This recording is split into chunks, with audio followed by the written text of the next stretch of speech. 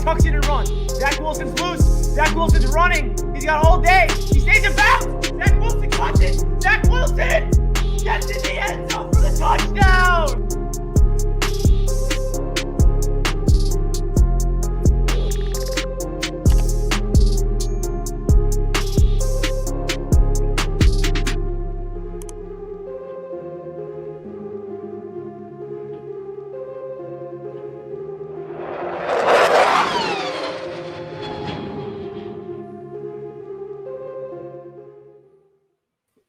Yo, what is good? AFC East Roundtable. Welcome to another episode, and we are here live on Jets Media. We got Dan Mitchell representing the Bills. We got Master at Work representing the Patriots, and we got Ray representing the Dolphins. Oh, where'd he go? Well, we did have Ray. We did have Ray for a second. So, guys, the unfortunate news that all you guys will get upset about, today is TD Finstock's birthday. So everyone he's 47. His 64th birthday. And he's not going to be making it tonight. So we don't have a Dolphins representative tonight. Very unfortunate. But hey, it's okay. We got Ray and Master going to be going up against Dan because, as we know, it's Bills Patriots in the playoffs. That's crazy. That is crazy. And we're trying to get a Dolphins representative to bring someone in. And we're trying to beg TD to come on, but his wife's not letting him come on. So it's all right. We'll get TD on next week, and we can make fun of him for Flores and that whole nonsense. But, hey, we live right now. Obviously, I don't have too much to talk about. My New York Jets season is all wrapped up. We did not face the Bills. There's no 17 games. Dan, we're not talking about that game again Sunday. But, hey, it is what it is. We got a really fun matchup this coming Saturday night. So, Dan, how you doing, my man? How you feeling about the Bills season, and how you feeling about Saturday night? Dude, one thing I will say is I just want to sort of preface this by saying that your intro, fire, bro. Like, I mean, like every time I watch your stuff, I'm like, damn, I'm a slack ass YouTuber, dude. I really need to go ahead and up my game up a little bit. You know what I mean? Like just editing your intros and Ray's just like smooth talking radio voice, dude. Like I would really need to up my damn game over here. But dude, you know, like I mean, really going into it, it's nice to win a second AFC East championship. It really is. It's nice to be able to hang the banner. But really, when I went into this season, I went in saying it is Super Bowl or bust for this team. And once you get into a position with the Buffalo Bills like that, if you go into the AFC championship in 2020 and then get first rounded, that's just pure regression. And that's just going to be an utter disappointment on my end. So business is not done. We're going to get into this, but right now I feel wildly confident. This is the healthiest the Bills have been since training camp for the most part. So I'm feeling real good. It's going to be a fucking cold one on Saturday night, about 0 degrees for those players. And it still blows my mind that people are going to want to sit in the stands and watch that game. But I mean, as long as they down as many Labattis as possible, I know that stadium's about to be loud and it's going to be a damn game. So that's how you pronounce that beer. I always wonder how the hell you pronounce it. Oh, shit. Labatt Blue? Yeah. I call them Labattis or Batties sometimes, you know? So I was just talking about Labatt Blue tonight on my podcast because that's a Canadian beer. And nobody in Canada drinks it anymore. Like we make fun of Labatt Blue all the time. No one does.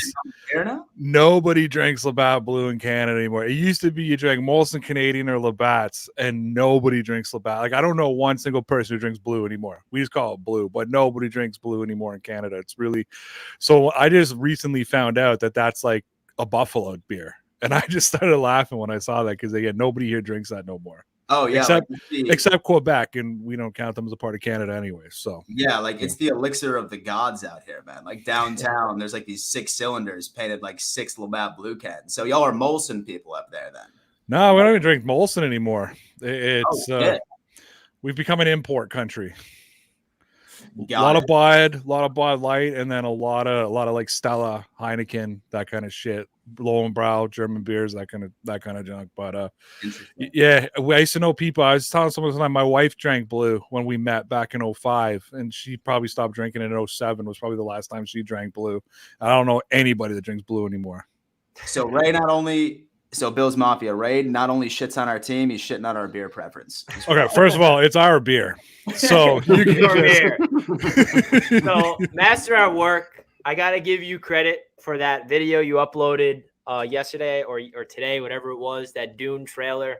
That was amazing. I'm a big Dune guy. I'm reading the book right now, and I watched the movie like multiple times. So the fact that you made a video based off the trailer, it just got me hyped. And I'm like, I hate the Bills and the Patriots. Why is this video getting me hyped up? So shout out to Master at work. Make sure you guys go check that video out. But Master, how you feeling, man?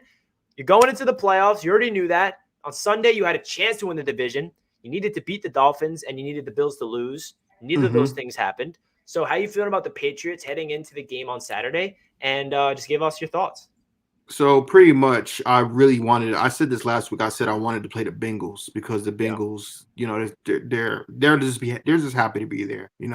Burrow's first time they won a playoff game since '93, and I think the Bengals, we match up well against the Bengals. But then, once I realized that the NFL wasn't going to let that game end in a tie, I slept on it and I woke up and I felt pretty confident. I'm like, okay, we got the Bills.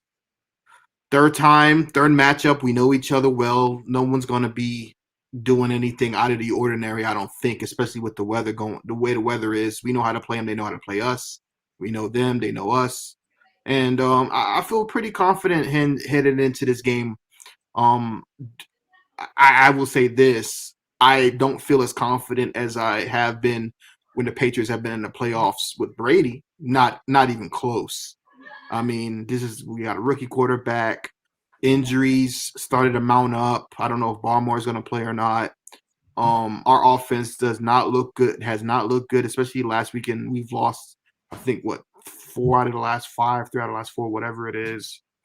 We just we just keep doing the same stupid crap, the same dumb mistakes, special teams, whatever you want to call it.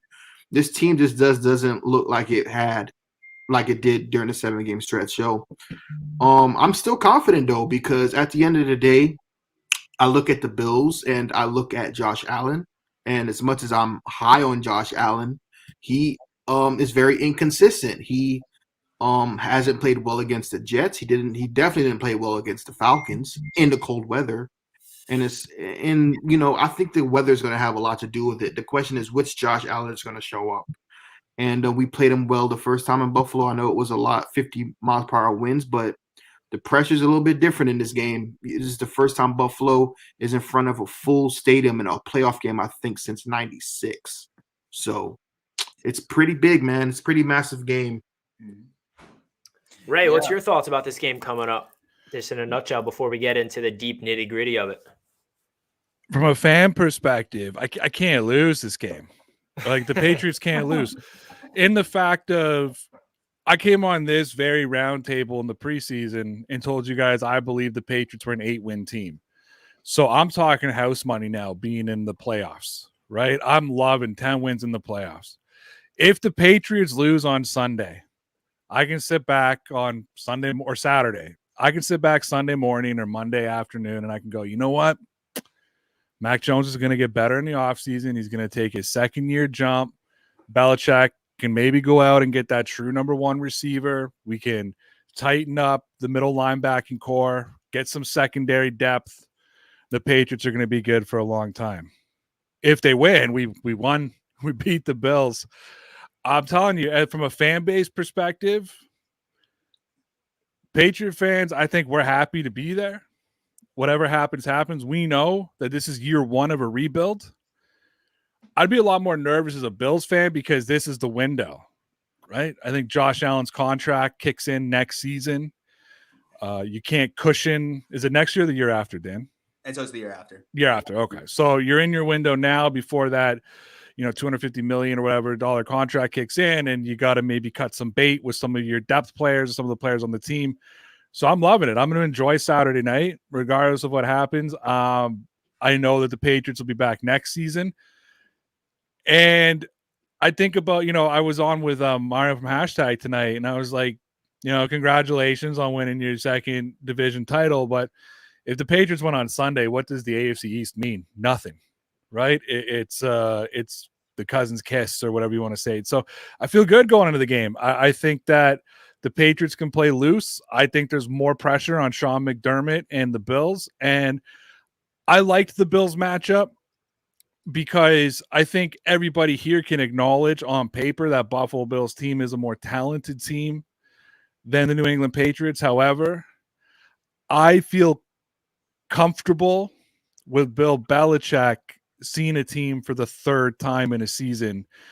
And if this game comes down to who can outcoach who, you can talk about Josh Allen, you can talk about Stephon Diggs, you can talk about all of them. You can't compare Sean McDermott to Bill Belichick, and that's where my confidence comes from. But again, I'm playing with house money as far as I'm concerned. Interesting stuff from Ray there. This game is going to be so much fun. Even as a Jets fan, I'm looking forward to watch this one because I have no idea who's going to win, to be honest. I'll give you my prediction eventually. I'll be thinking on it the entire stream. But before we go any further, guys, we're going to hear a quick word from the sponsor of Jets Media, and that's DraftKings Sportsbook. So we're going to take a quick break, and we'll be right back in 60 seconds. The NFL playoffs are finally here, and DraftKings Sportsbook, an official sports betting partner of the NFL, is kicking things off with a huge offer you do not want to miss. As we're counting down to Super Bowl 56, new customers that sign up to DraftKings Sportsbook can get 56-1 odds on any wildcard team to win their game. You bet just $5, you're going to win up to $280 of free bet money if your team is indeed victorious. That's right. If you bet $5, you can win up to $280 of free bets if your team is indeed victorious. If Sportsbook is still not available in your area just yet, you do not have to worry because everyone can play for huge cash prizes on the DraftKings Daily Fantasy Football Contest. DraftKings is giving all new customers a free shot of millions of dollars in cash prizes with your first deposit. Download the DraftKings Sportsbook app now and make sure you use my code JETSMedia in the link down below in the description. They're going to give you 56-1 odds in any wildcard game of your choosing. You just bet $5 and you're going to win $280 of free bets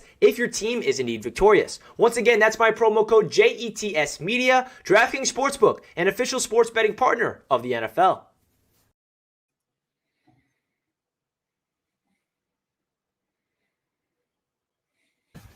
Yo, Rick, you secure that bag, bro.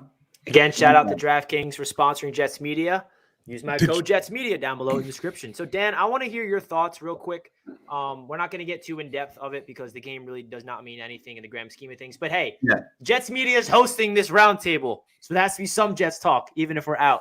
I just want to hear your thoughts about that Jets Bills game because I personally feel like, first of all, our entire team was injured. I don't know if you realize that, but Zach was playing with our wide receiver 5, a wide receiver making his NFL debut, and our practice squad receivers. Our entire offensive line was not healthy. And he was running for his life all damn day, but we still made this competitive. We fought until the end. And I really love what I saw from our young defense as well. I feel like the defense at first was like that Stephon Diggs touchdown. I was getting worried. I'm like, all right, this D's about to get torched. But when they settled down, they forced like 8 or 9 straight punts, and they kept it competitive. And that's really all I want to see until obviously the Bills went away with it in the fourth quarter. And unfortunately, the Jets did not cover the spread. I had them at plus 16.5. But so give me your thoughts about what you saw from the young Jets team despite having all their players and just that game on Sunday. Well, listen, I mean, I definitely ended up seeing some fighters and stuff along those lines, especially on the defensive side of things. I knew going into the game that you guys were significantly injured. And what really upset me was the fact that we kept you guys around so long. It probably had to do with Matt Hawk, who is probably historically the worst punter on the face of the planet. That one block, I thought I was about to have a heart attack once that went up. And then when he ended up just shanking several afterwards, it was even worse. But I mean, I definitely ended up seeing CJ Mosley all over the field again. I ended up having nightmares from those first 3 quarters in 2019. And so 19, like moving forward with it and everything along those lines. I mean, I think that like you guys ended up doing very well, especially with all of the personnel that you ended up having on that field. For the most part, the Bills were very healthy. And we ended up going like 2 games without even like needing to punt. And then you guys are just, giving Matt Hawk so much work at the end of the day. So I'm really excited to see what your Jets team can put together once you end up finally having a fully healthy roster and you have a handsome amount of draft picks next year. I take back what I said on Zach Wilson. And so about mid this year, I do think that he is promising. I do think that he is your guy. and he's going to go on ahead and really be able to make those progressions as your QB1 moving forward. Yeah, that's interesting. And just a quick follow-up about Zach Wilson. I got a lot of your subscribers, the Buffalo Bills fans, commenting on my channel saying like how much Zach Wilson in year one reminds them of a rookie Josh Allen. Yeah. Do you see any of that similarities? Because some Bills fans are like saying that, some Bills fans disagree. What's your take on that? For sure, man. I mean, what I saw was him running for his life, which is super familiar from what I saw from Josh Allen his rookie season, and then overall, like really trying to get accustomed to the speed of an NFL game, right? I mean, right now, I think that you have done what is right by building around him, specifically within your offensive weapons. Your rookie receivers are great. I definitely have a feeling that they are going to be, or your young receivers rather, are definitely going to be something to look out for. I just hope that you guys do not follow suit into what the Bills have done in the past, what the Dolphins always damn do, is if they don't get results from their quarterback in damn 2 years, they just start from fucking scratch. Don't. Josh Allen is the perfect example of you give that man at least 3 years, you build around him as if he is your QB1, and you're going to see some results. I mean, his arm talent is great, and I just have a feeling that if you guys were to move away too fast, you would end up regretting it. Yeah, the only reason why I bring up the comparison of Josh Allen and Zach is like year number one. I feel like Josh had an underwhelming rookie season. Statistically, he made a lot of mistakes.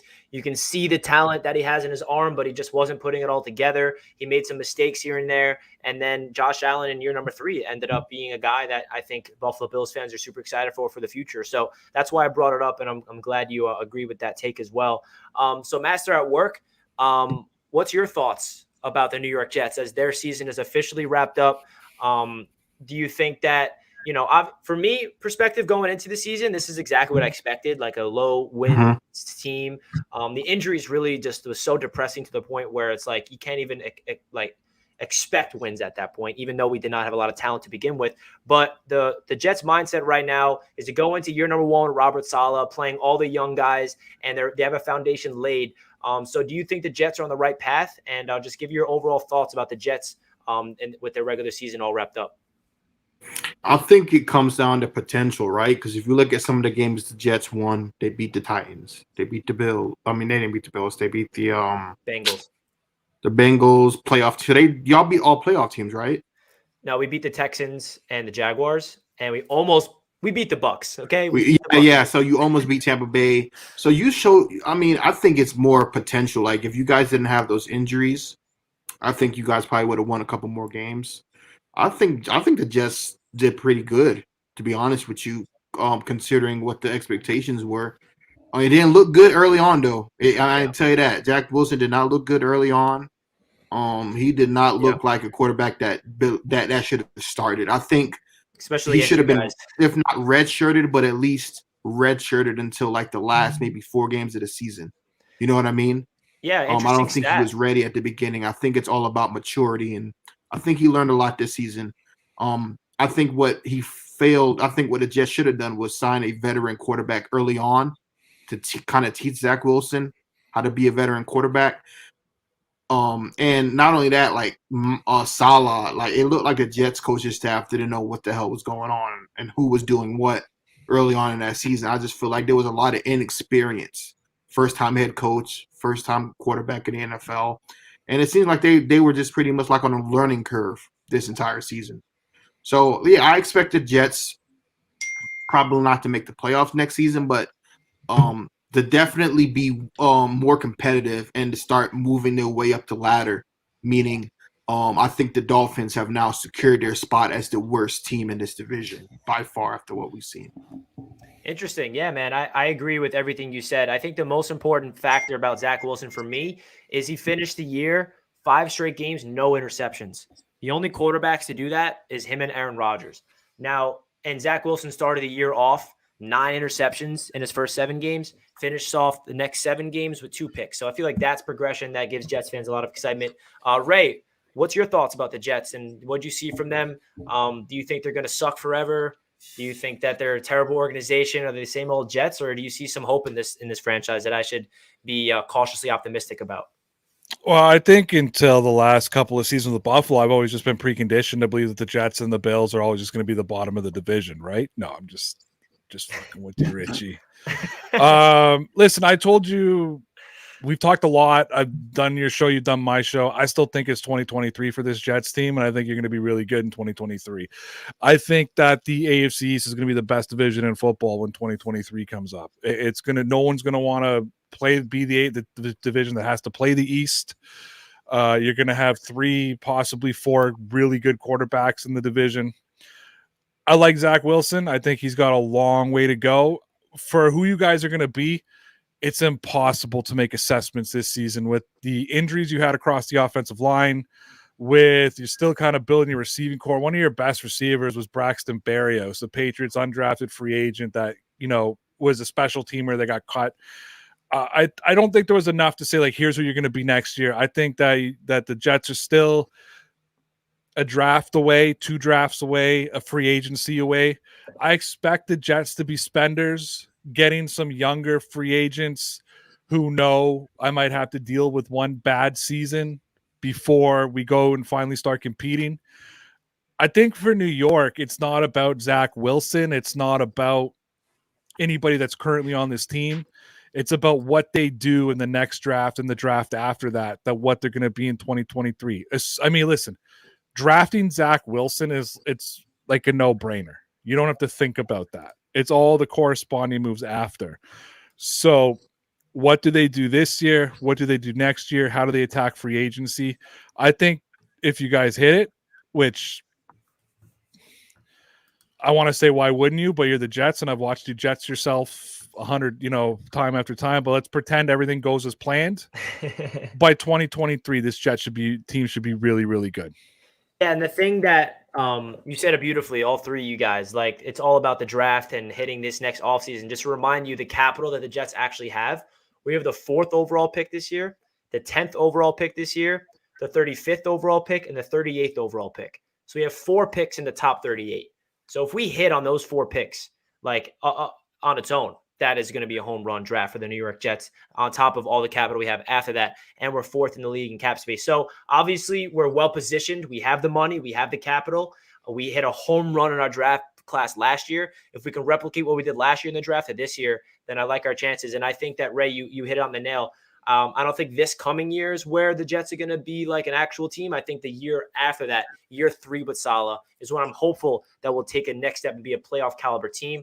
This coming year, I'm expecting them to take a step, like Master at Work mentioned, where I want them to be competitive, where in December, we're in the race for the wild card. We're not probably going to make the playoffs, but we're still there. We're still being competitive. We're winning 7, 8, 9 games. And that's my hopeful, realistic approach to this Jets offseason and what I want to see them improve on in next year. And, of course, surround their young quarterback with a bunch of talent. So now we're going to have to bring up the Miami Dolphins because they are part of the AFC East, even though that TD is not here. But they had a really interesting move. Very interesting move happen on Black Monday. Is that what they call it? So, Dan, I'll let you take away. The Miami Dolphins shocks the NFL world, and they fire Brian Flores. So I did not expect that. Why don't you take it away, Dan? What are your thoughts when you heard the news that the Miami Dolphins have moved on from their head coach? The absolute dumbest move in football history. In football history, the absolute dumbest move I have seen in a very, very long time. They had the personnel. They had a chance of getting Deshaun Watson, who was going to Miami exclusively for Brian Flores, one of the key factors of him making that his top choice. And the front office expected this man to go on ahead and just make it to an AFC championship within his first 2-3 years of coaching this entire team. I mean, they started off 1-7, and everyone knows, everyone on this roundtable gives TD shit, right? I mean, the Dolphins, they're choking. But what Flores had in place was working. It really, really was. He's a great defensive-minded coach. The only thing that he was missing was a competent quarterback. I guarantee you, if he had anybody better than Tua, I shit you not, if the Bills were to send over Mitch Trubisky over to that damn team, I think that it would have been better off from what Tua was putting out on that field throughout the past couple of seasons. The problem is that this team is just cursed with a consistent carousel of rebuilding, of rebuilding. Like, I mean, like they're expecting to go ahead and find a new head coach and expect for them to be contenders within the exact same next year. I think it's absolutely bonkers. I was reading a couple of articles, and several are alluding to the fact that the front office was mad that Flores wasn't able to put together more wins with the personnel that they have on staff. But like, I mean, when it came down into their overall offensive line, their absolute lack of quarterback play, Flores was the furthest thing from the problem of that organization. And I think that they shot themselves in the foot. And I mean, honestly, I'm not mad because I know that the Dolphins aren't going to be an issue for at least another 3 to 4 years. But then I'm sure that they'll probably end up firing the next guy within the first 2 years. And now I've heard that they're even talking about bringing in O'Brien. Like, that's like one of the top candidates. Stuff like that. So, I mean, what the hell is Bob? Going You call him Bob. So, I mean, it's dumb. I mean, I know that he's a 3-4 guy, but it's looking like Leslie Frazier is he's going to be a head coach next year. So, Flores, if you want to be a defensive coordinator to the Bills, yeah. Interesting. So, Master at work. Want to give your thoughts about Brian Flores getting let go? Where do I even begin with this clown franchise? See, people always ask me, why do you always make fun of the Dolphins so much? What did like you guys beat us last week, right? Your Mickey Mouse Super Bowl that you won, and then the very next day you fire pretty much the best coach you've had since I don't know, Don Shula. I mean, it really is, and it wasn't his fault that the Dolphins couldn't make the playoffs. I mean, they went through a 7-game stretch, and all they had to do was Tua had to be serviceable against the Titans, and you're in the playoffs. Like, it really is, and we're seeing pretty much the Dolphins are stuck in football purgatory. They are, because now what do? There is so much limbo going on. You don't know where the direction of your franchise is going, where when you had Flores, you knew you were going to have a great a top 10, top 15, pretty much great defense that's going to carry you long term. The organization had they already knew what they were going to do with Greer. You could move on from Tua and get Deshaun Watson, because reports were saying that Watson, one of the reasons why he wanted to go to Miami was because of Brian Flores. So now you can take that off the table. So now the organization pretty much picked Tua. And another thing, your owner cares more about Michigan football, because you know he donated over $750 million to the University of Michigan. So when they asked him about, well, do you think you can pry Jim Harbaugh away from Michigan, he's like, listen, I'm not even going to touch that, because it's in his best interest for Harbaugh not to leave Michigan, because your own owner cares more about Michigan than he does about the Miami Dolphins. The only reason why he became the owner of the Dolphins is because they were one of the only teams that were up for pretty much auction, and he wanted to own an NFL team. Ross doesn't care about the Miami Dolphins. And as long as he's the owner of the Dolphins, you're going to cycle through coach after 3 to 4 years every year. You messed up. And there was also reports about the reason why Flores got canned is because Greer, or I think that was a rumor about Greer and Brian Flores clashing about which quarterback they wanted to take in a draft. And something came out today that another reason why Flores got fired is because he didn't tank enough in his first season so he could get a Joe Burrow. Like Flores didn't want to tank. Oh, the horror. I want to win football games in my first season as a coach to prove myself rather than tank. Like this organization is a laughing stock. You're never, ever going to win. You haven't won a playoff game in 21 years. You haven't went to the playoffs in 5 years. I already see fans, and it's all on my channel. Fans are starting to flock towards other fan bases. I've seen 2 Dolphins fans that I know completely jump ship and went to the Cincinnati Bengals. Your franchise is a joke. Your fan base are starting to. There's pretty much a civil war within Miami, because there's Tua versus the other Dolphins fans that don't like Tua, like TD, and you're a laughing stock. There's really nothing else to say. You're in purgatory. Congratulations. Honestly, if it was up to me, you would get kicked out of the AFC East. Go back to the AFC South when we can bring back the Colts and a franchise, even though they're kind of a joke right now. At least they're competitive. But man, go listen. Wallow in your misery, Dolphins fans. Wallow in your misery. You deserve this. Ray, take it away. Oof.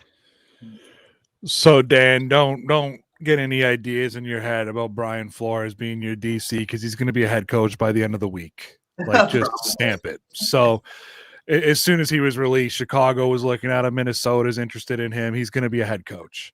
Yeah. Here's the thing. My jaw dropped when I saw that Brian Flores was fired. I heard about the same power struggle, that kind of thing. I don't know how Greer survived the shakeup. It seems to me that Miami wants to stick with Tua. Flores was a Deshaun Watson guy. Why not? The two top candidates in Miami's minds are actually pretty good coaches, right? Leslie Frazier.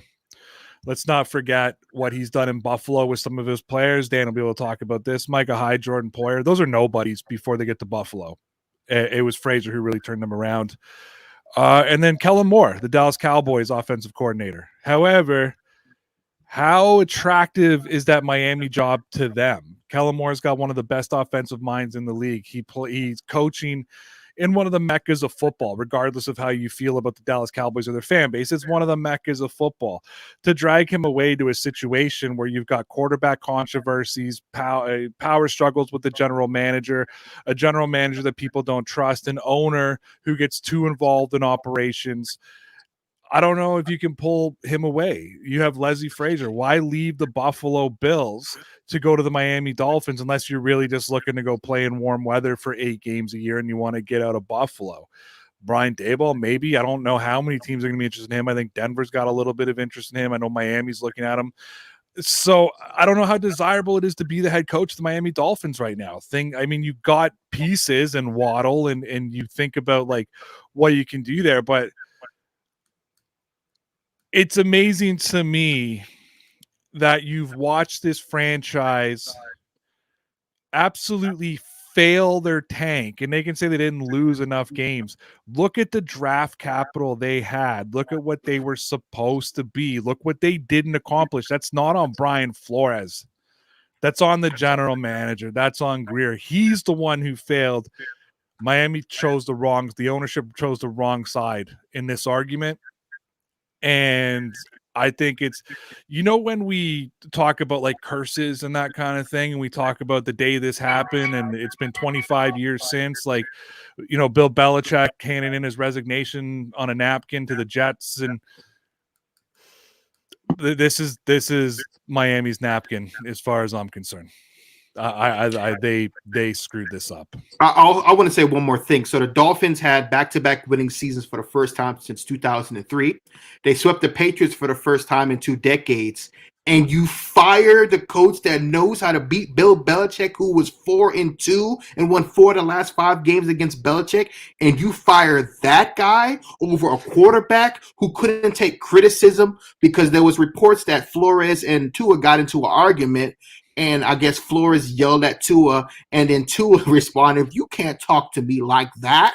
So your quarterback can't, because he was playing like trash against the Titans, because Flores knew that they needed to win that game to get into the playoffs, and Tua stunk it up. So all you Dolphins fans, I see you in the chat, and I see you on TD's channel, all you Tua non-losers. Enjoy Tua, because if you watch that game against the Patriots, Tua had 0% to do with that win. Absolutely nothing to do with it. And so, like I said, enjoy and wallow in your misery. You have an owner that doesn't care about you, and your fans are starting to scurry to other fan bases. So there won't be a Miami Dolphins very soon. No, and if I can just add to that point, I'll give a different example from a different time. Rex Ryan became the coach of the Buffalo Bills because of what he could do to Bill Belichick, because he could beat Bill Belichick. He'd beat him in playoff games, right? Team, you got to remember, there was a time, and the Buffalo's going through this a little bit right now. There was a time that teams built their teams and their coaching staff to beat New England. You got to take care of the division first. Rex Ryan got his second opportunity because he had success in New York against Belichick. McDermott has success against Belichick. Flores has had success against Belichick. You keep those kind of coaches when you're trying to become the dominant team of the division, because sometimes if one team's coming out, you got to win the division. And the fact that they just let them walk away. Rich, let me ask you. I know you're a Saleh fan, but if it was between Saleh and Flores right now, and one of those two guys is going to sign with the Jets, which direction would you want to go? Before I answer that question, we got another Buffalo Bills creator waiting to join in, and that's Rico joining the building. What's good, Rico? I have some thoughts on that. I'm gonna let you answer, Ray. But what's up, Ray? It's like I haven't seen you in forever, man. Yeah, I know it's been 12 hours. Crazy, right? I do have some takes for some Dolphins fans out there. Oh yeah, I'll get to you about the whole Brian Flores. Oh, for sure, I'll get into the scum of the earth, the Dolphins fans, scum. So Ray, you basically asked me if I can choose between Flores and Saleh right now. Yeah. That's okay. tough. If they were, I know it's tough because he's your coach, right? But I think there's times you can look at things and say, I'd rather this guy than that guy. If the coaching vacancy was open last year, you didn't know what Saleh was going to do with the Jets this year. Just both those guys are standing right there. Who are you taking, Flores or Saleh? Oh, Flores. He's a proven guy to like actually do something. You know, Saleh's more of a rookie. He's a rookie coach where we don't know what he is in this league yet. But you know, if it comes to right now, if it was like fire Saleh and hire Flores right now, I wouldn't think that would be in the best interest for the organization, just because the season we just went through is to build this foundation and, you know, submit his system right now. But there's no debating Flores. I'm still at mind boggling that he's even gone. But I understand that question because Flores move in NFL history. Yeah, he's the top candidate, and I'm really hoping that as a Jets fan, I hate the Giants just as much as I hate you guys, and I was upset that they let go of Joe Judge because I wanted him to continue to do some bad things over there. But now Flores is going to go to the Giants. This is drafting Kyle Brady type of territory. You know what I mean? Like this is type of territory for the Dolphins right now. Yeah, I'm worried Flores is coming to the Giants as a Jets fan. So Rico, let's hear your thoughts about the Miami Dolphins. When you got the news on your phone or wherever you were, what was your immediate reaction? I was actually a mixed reaction because if you asked me this a year ago, if they're going to let go Flores, I would have said, I get it. But time and time again, they rally and they put some wins together, but it's always too little too late. But why? That's what fans should be asking. But why? Why at the beginning of the season, they just don't, nothing computes. And then all of a sudden they start playing well. And then it gives Dolphins fans hope. Like, I mean, I have a good friend of mine, Kev, and we talk about this all the time. Now, there are things that Dolphins fans need to come to realization. All right. Flores is wishy-washy, indecision, never knows how to do this. And you let go of questionable moves, like when you let go of linebacker Van Noy. Everyone was shocked. Like, what? Y'all let go of Van Noy? You guys couldn't make your decision up between Fitzpatrick or the rookie, and you're tossing in one out the other. Like, how frustrating is that for a fan base? We're like, yo, we just drafted this rookie, but you put this old man Fitzpatrick in that gives you a chance, yes, but he's also unpredictable, right? Here's another thing. There was a clip where Flores was upset with Tua, and I don't know, I think it was Landon Roberts that came over. I can't remember who. Whispers in Tua's ear, dog, they don't appreciate you. It's not you, it's the coaches. Fam, don't get rah-rah all about Flores got cut. He got cut for a reason. He got late. Let him go for a reason, because I'm sure there was 50-50 split in the locker room. And on the offensive side of the ball, he didn't give a damn about the offense. It was all about that defense.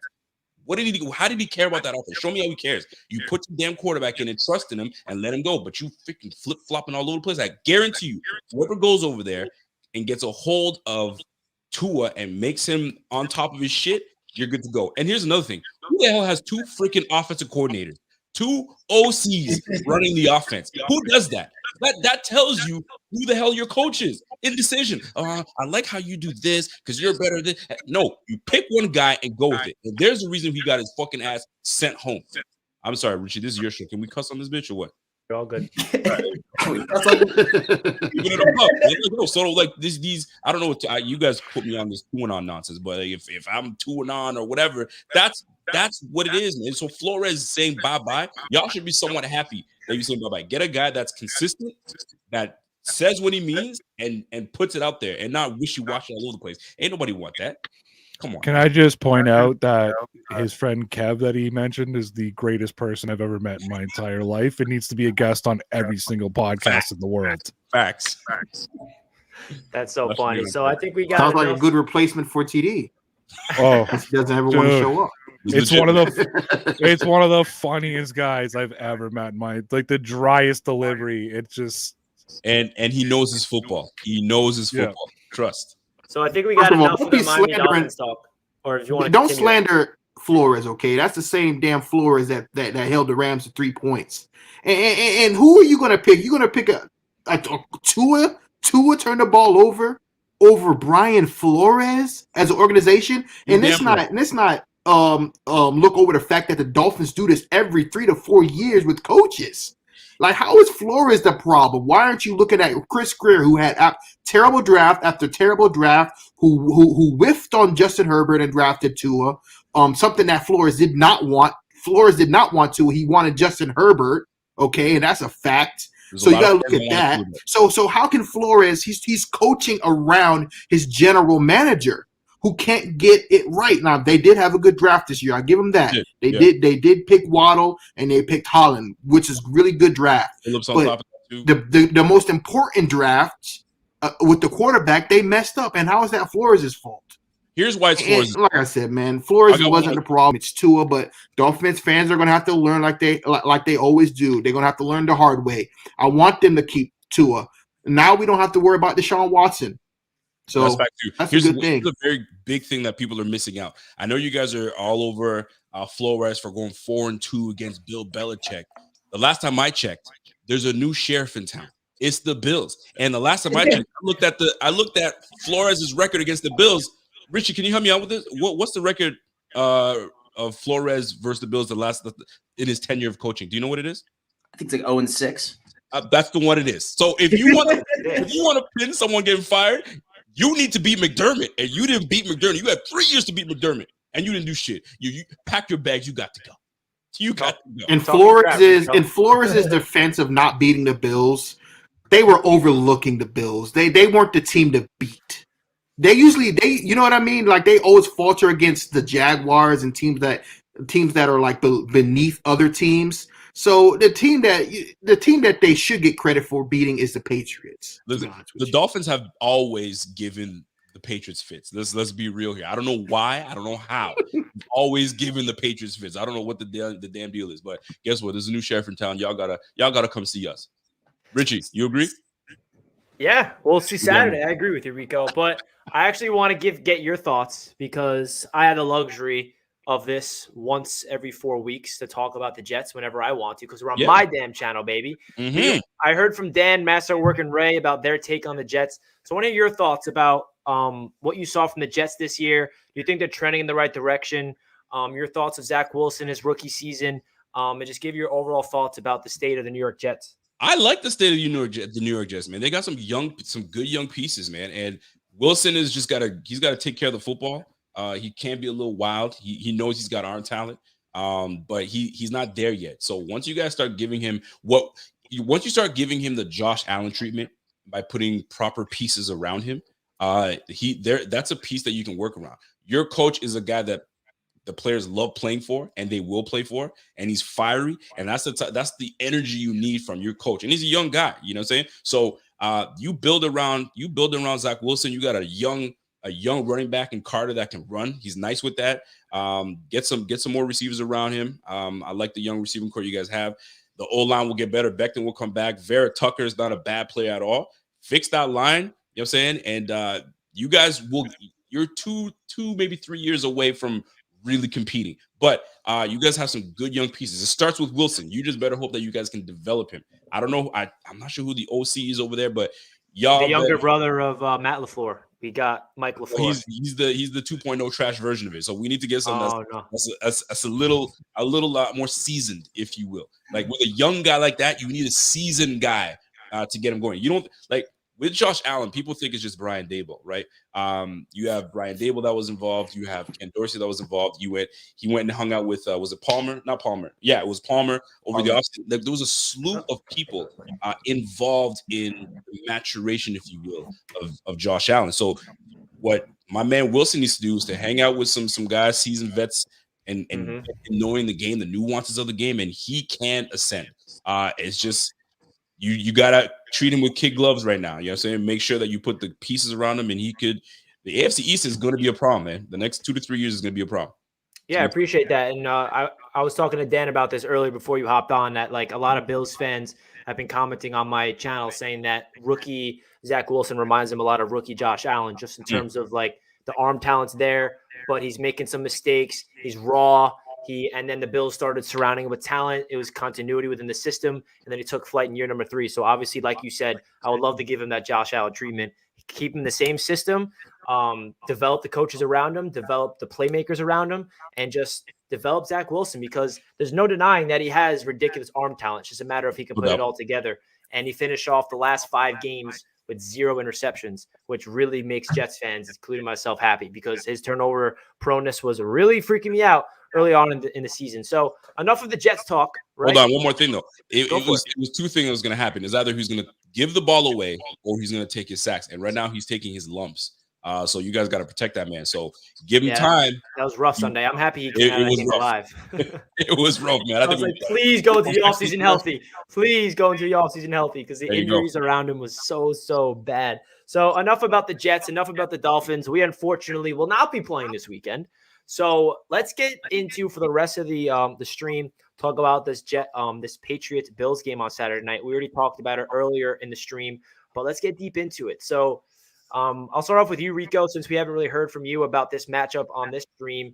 What's your expectations? What do you want to see from the Bills in order to get the W? Obviously, you have optimism that the Bills would get the job done at home, but what scares you about the Patriots, and what do you want to see from the Bills? Because you guys versed each other twice in this past 6 weeks or so. So it's going to be a really fun game. It is going to be a fun game. What concerns me is obviously that they have a really good O-line, and that O-line has definitely been dominant against us. I'll speak on this matchup. The first game, it was just silver helmets everywhere, just down the field. Like, we could not stop a damn nosebleed. Harris had his day, Stevenson had his day. They respected us so much that they didn't even have to throw the football, right? And I know it's been played out. People talk, oh, he only threw 3 passes. He didn't have to. We didn't force them into any pass situations. They were getting 5, 6, 7 yards a pop. So it helps no one when your defense is allowing us to get pushed down and around. Now, things are now different, right? Star Lotulelei was not in the game. I'm not saying he's impactful. However, he does change a little bit, right? He stuffs up the middle a little bit. Harrison Phillips has been out of this world, right? Penetrating to get after the pass rush, and stout right into the run defense. Now, he's gained a lot of weight this offseason, right? He was a 3-tech guy. Now he's turned into like a 3 to 1 tech, and he's doing amazing. Ed Oliver, here's his man. Dion Dockett said it best. There's confidence and there's momentum. Momentum can go away like this, but confidence, when you've been building confidence the last 4 games, this confidence can take you so far, right? And I think this team has peaked at the right time. We've got the utmost confidence, but what scares me is this run game. So if we can neutralize, at least slow down this run game and let Macaroni Jones actually try and throw the ball downfield, it'll be interesting. Now, Nelson Aguilar's back. That stretches the defense a little bit. So I'm not saying we're shook, but it does change the game a little bit. You have to respect his speed. And I'm sure of it. They're going to, because we actually neutralize Henry and Jonnu Smith, right? Even Coach McDaniels was like, we got to do a better job of trying to get Jonnu Smith involved. Well, man, we took him away. We know what you wanted to do, and we took that away, and we forced your guy to look downfield, and it didn't work out. 145 yards, less than 50% completion percentage.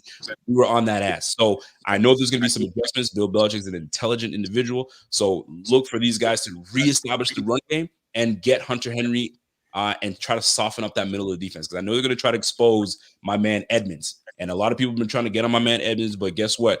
Edmonds is right next to a guy named Milano. So we've got some good cover guys. So it'll be a good matchup. It's about chess. Who makes the final knock over the king, queen, and make your move. So I have a feeling it's just There's just not going to be enough pawns in the game for you guys to make some moves happen. We're going to knock your pawns down, and we'll take away this victory. Interesting, Rico. I'm so excited for this game. This is going to be crazy. As a Jets fan, seeing you guys go up against each other. Hey, the Jets beat the Patriots in the playoffs when they had Tom Brady, so why can't the Bills do it with Mac Jones? We'll see. Ray, We'll see. let's hear your thoughts about this game more in depth. What scares you about the Buffalo Bills? What do you want to see them do? Obviously, the weather might play a little factor. It's going to be what, like 2 degrees or something crazy? 1 degree. Sorry. 1 degree. 1 single degree. One singular degree. So, Ray, what scares you about the Buffalo Bills, and what type of weaknesses do they also have that you want to see the Patriots exploit? First of all, I'm from Canada, so 1 degree Fahrenheit is like spring weather for us, so we're good with that. Rico, you had me until you started bragging about shutting down Jonnu Smith. You had a catch on you, 12 yards.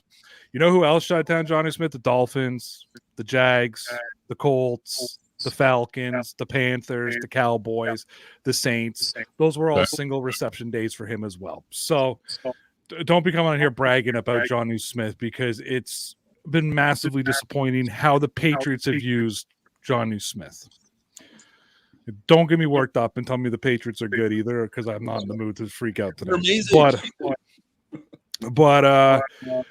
look, what worries me about the Bills is obviously Josh Allen is the key, and I think Josh Allen's legs are the key.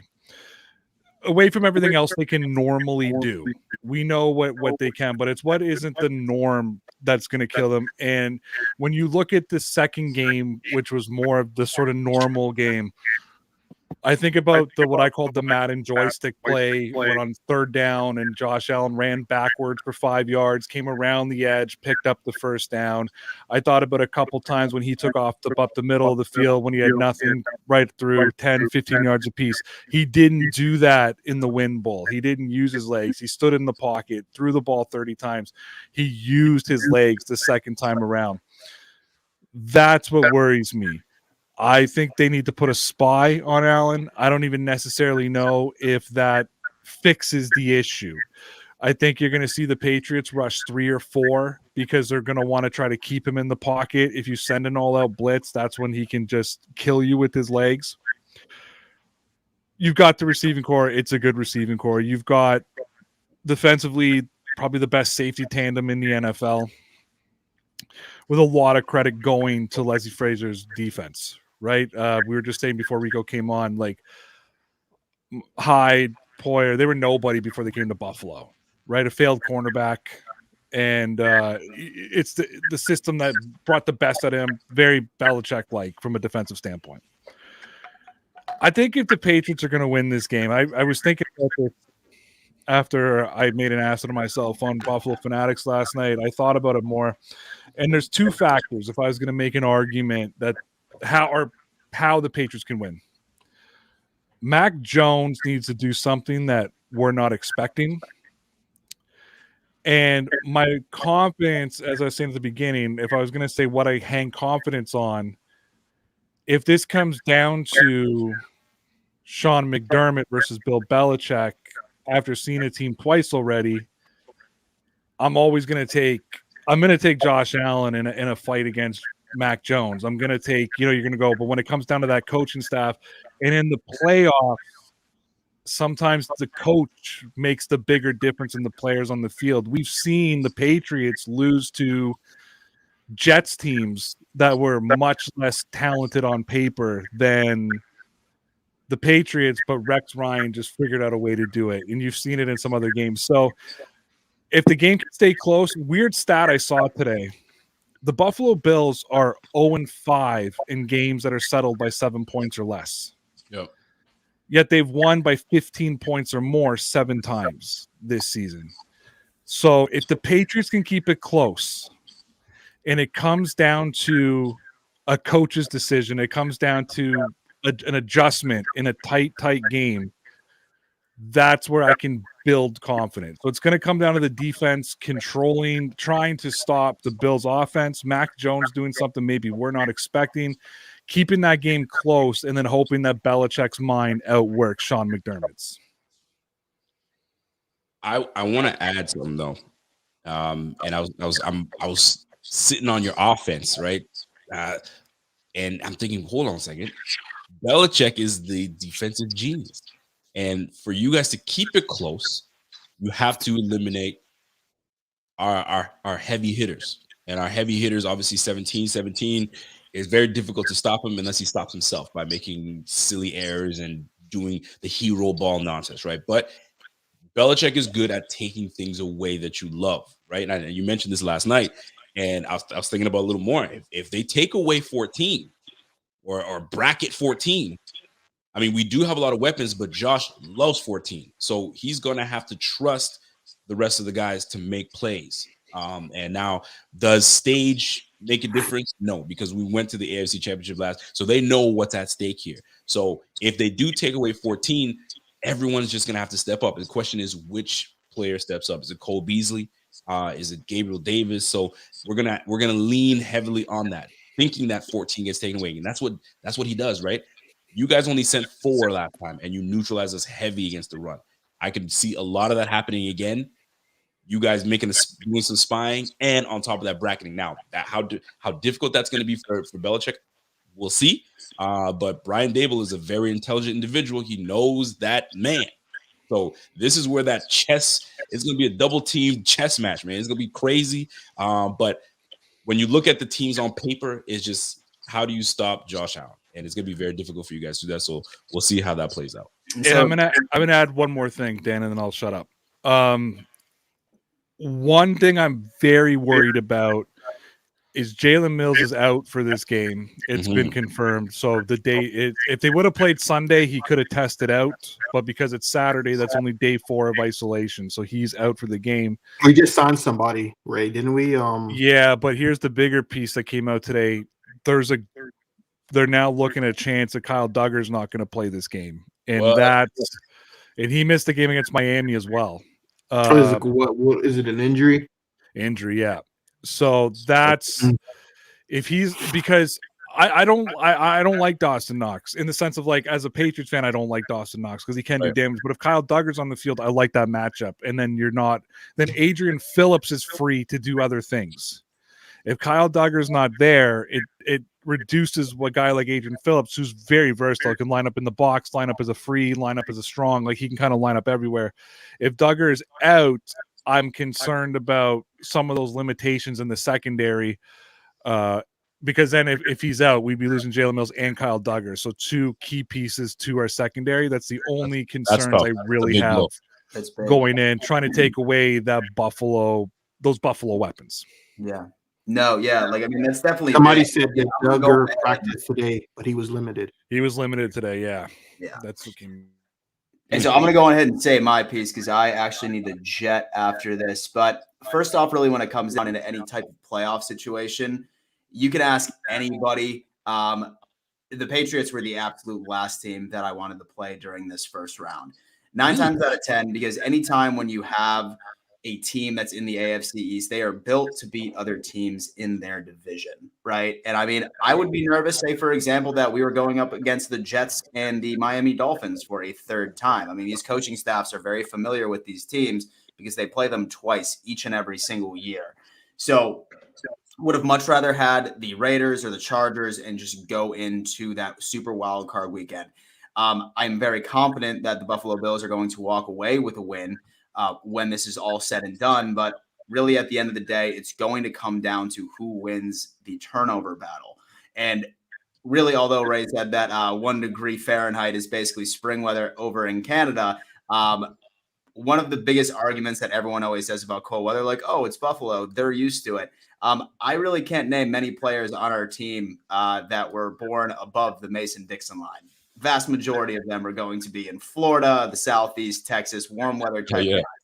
Getting hit in 1 degree does not feel good. And I mean, I can almost guarantee you that it is about to be an absolute fumble conference out there on Saturday night. So really when it comes down to it, whoever ends up winning the turnover battle is going to come out victorious. So, I mean, that's definitely something that we need to work on. I am really hoping that the Buffalo Bills can get back into the trend of no punts, because for the love of God, Matt Hawk, I do not want that man anywhere near any type of punting situation for the rest of eternity. But won the game because of him. Yeah, exactly. So it comes down to it. So many people have been talking about the weather, but one thing that is going to help me sleep a bit well at night prior to Saturday is the fact that they're not expecting any type of precipitation, no snow, no rain.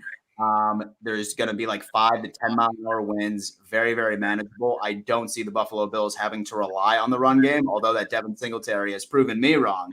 I've been pounding the table, telling Brian Dable and telling all Bills fans, listen, we can't run the damn ball. Let's just completely give up and let's just be the passing team that I know we have been. But Devin Singletary has really been able he shut me up, and he has shut several other Bills fans up at this point. The Buffalo Bills, we know that the Patriots are going to go out there and they are going to run the ball. We just need to make the most out of every single offensive possession, because the second that our team goes up by 10 points to 14 points, we're going to take that running game away, and we're going to have to force Mac Jones to throw the ball.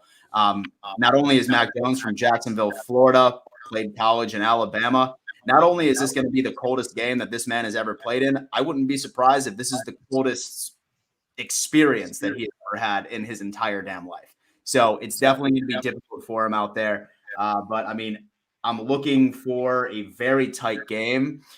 Final score prediction, like I said, Richie, I got a Jet. But it's going to be a nail-biter. But I'm going 35-21 Bills.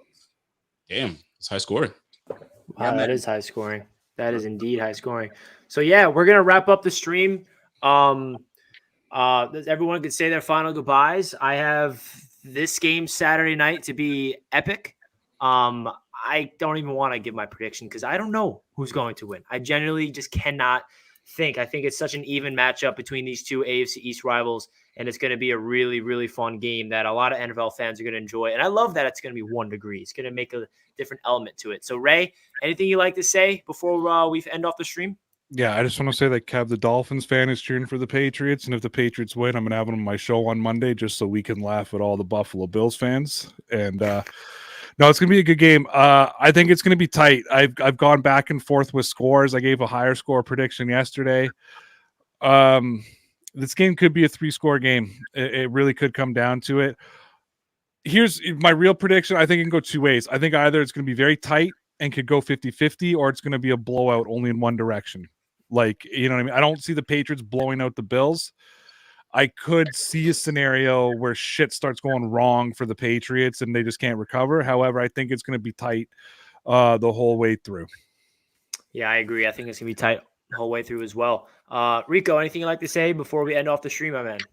No, man. I appreciate you guys having me on. Obviously, it's, you know, I mean, I love coming to chop it up with you guys and kind of give you guys a little different take on these things. But I mean, truth be told, I mean, this like three going up 3 matchups. I mean, this is the trilogy, right? I mean, you box somebody the first time, okay, you don't really know. The second match is like, okay, I kind of have an idea, right? It becomes a better match. The third one, it's a toss-up because now this is the third matchup, right? So the advantage that we potentially could have is obviously being at home, but it's all about time of possession and obviously keeping the football and not turning the ball over. So, but I appreciate you guys having me on. It's gonna be a big time game, and the better team is gonna come out and win, and that should be the Bills. The Bills are destined to go back to the AFC Championship and face whoever they're ready to go. But you know what? One game at a time. Let's take down the Patriots and let's move on to the next round.